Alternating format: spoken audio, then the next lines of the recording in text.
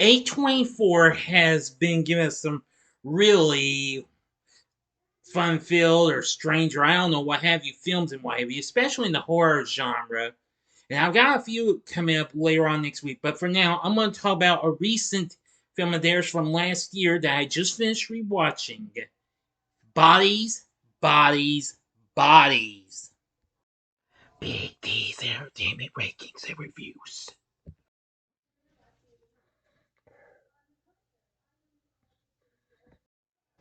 So, greetings, my fellow YouTubers, and welcome to Big D's Entertainment Rankings and Reviews.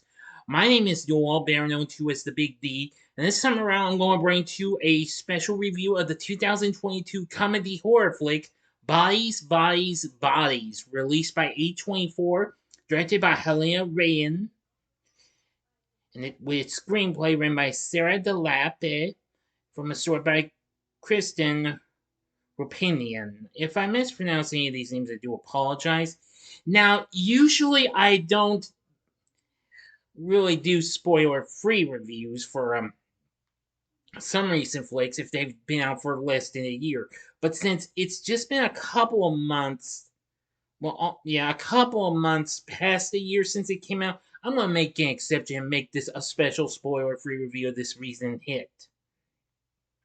The film stars Amandla Stenberg, Maria Bakalova, Myha'la Herrold, Chase, Sui Wonders, Rachel Sennott, Lee Pace, and Pete Davidson. Oh yeah, and internationally, the film was released by Sony's Stage 6 Films. It made its premiere at South by Southwest in March of last year until it got released theatrically last August and got good reviews actually. Anyway, we focus on the character of.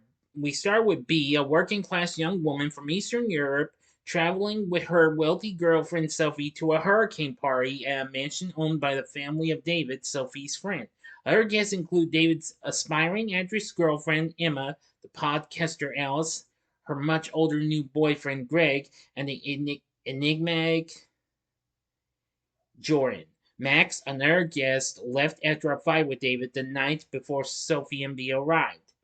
After drinking, using drugs, and dancing, the group decides to play Bodies, Bodies, Bodies, a murder in the dark style game. Greg goes to bed early due to hostility throughout the game from David, who also leaves soon after another fight with Emma. As the storm worsens, the power goes out and the girls scramble to find the power source. Minutes later, B finds David outside with his throat slashed, a blood-stained cookery nearby. Panicked and without reception, the group try to go for help in Sophie's car but find it's Barry dead, and they discover Greg has a go bag with a knife and a map of the area and become suspicious of him. They fearfully confront him, who returns their hostility. After a struggle, B bludgeons him to death with a kettlebell. Yeah, this really turns into a real strange game and what have you. But anyway, it just really, really turns out to be a real killer game and what have you.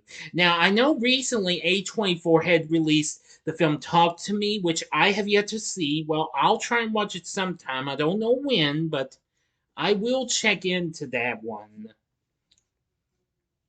But anyway, that's all of the story I will give to you. If you're going to know what happens afterwards, you're going to have to see the movie. After I recently watched it this past summer, and I just rewatched it again on Prime Video with our Paramount Plus with Showtime subscription because Showtime currently has the rights to A24's library for most of their current films and what have you. I decided to check it out, and I really liked it. And I liked it a little more on the second time watch. So anyway, I thought it was pretty good and what have you. The film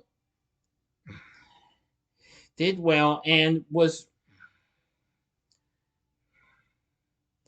a pretty good one. Anyway, The film went on to make 14 million at the box office. Now, its reviews were pretty good, actually.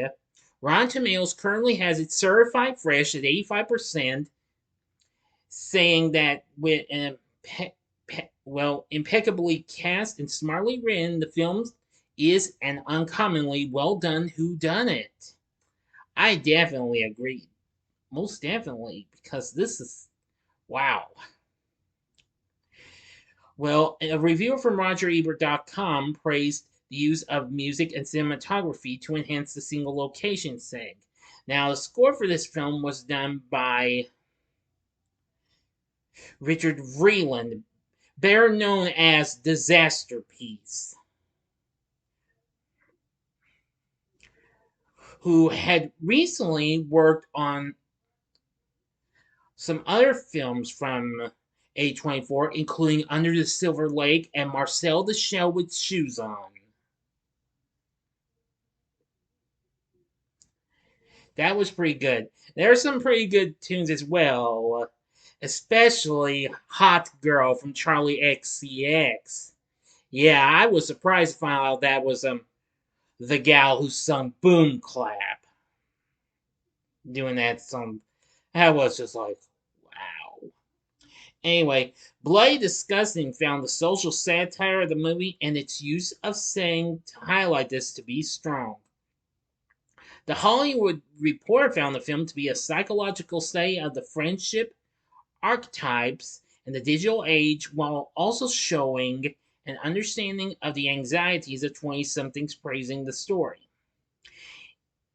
Now, IndieWire says that the director's direction was the strongest part of the film, while also praising the script for its social interrogation.